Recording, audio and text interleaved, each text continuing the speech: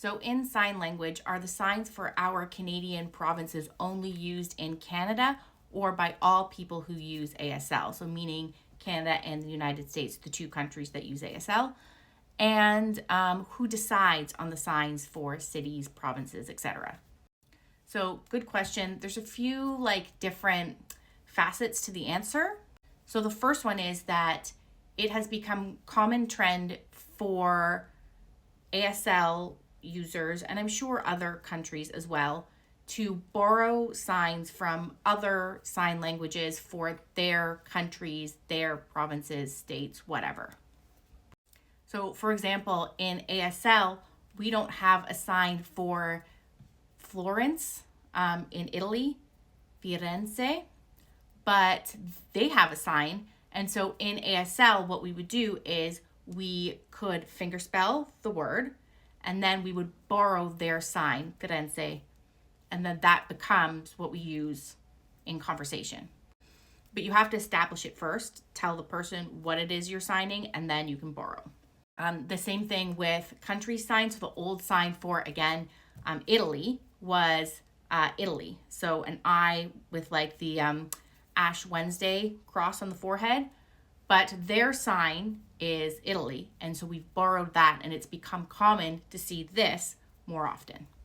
So I would assume similar concept for Americans who want to talk about Canadian provinces is if they know the sign for it, they would establish it by spelling it first, and then they would use the ASL sign for that province that developed here in Canada, but is used throughout North America. And if you don't know the sign, use fingerspell. That applies for all nouns, proper names, titles, etc. So who decides on things like city signs? People. In the olden days, when my parents were growing up, and even before that, you had deaf community gathered, usually at a church once a week, because you didn't have the technology like we have today. You would go to a place where all deaf people were going, and you would meet, and then you would stay after the service was done and sign with each other. And that's how the language survived and developed, and new signs came about, was from those gatherings of deaf people. And then those people would go back to their homes, and they came from far away, and they would bring the signs that they used there. They'd bring them back. Signs they developed in their communities, they would bring to those gatherings, and then they would bring it.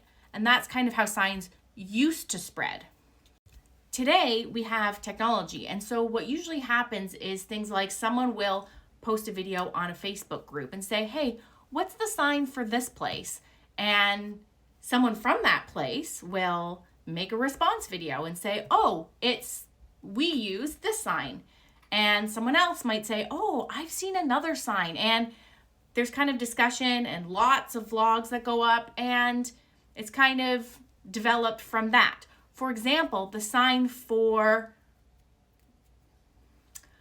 that came from literally a person who was traveling. They were in Japan when it started to build in 2020, and the Japanese were using this sign. And so the person who was traveling, they made a vlog, and they said oh, the Japanese are using this sign because it looks like the virus. And from that one video is how that one sign spread, because people watched it, and then they told their friends, who told other friends, and bop, bop, bop, bop, bop.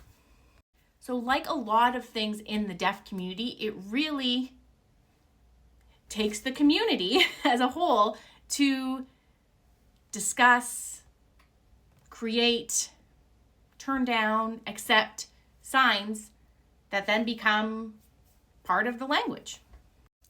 Information sharing is a value of the deaf community.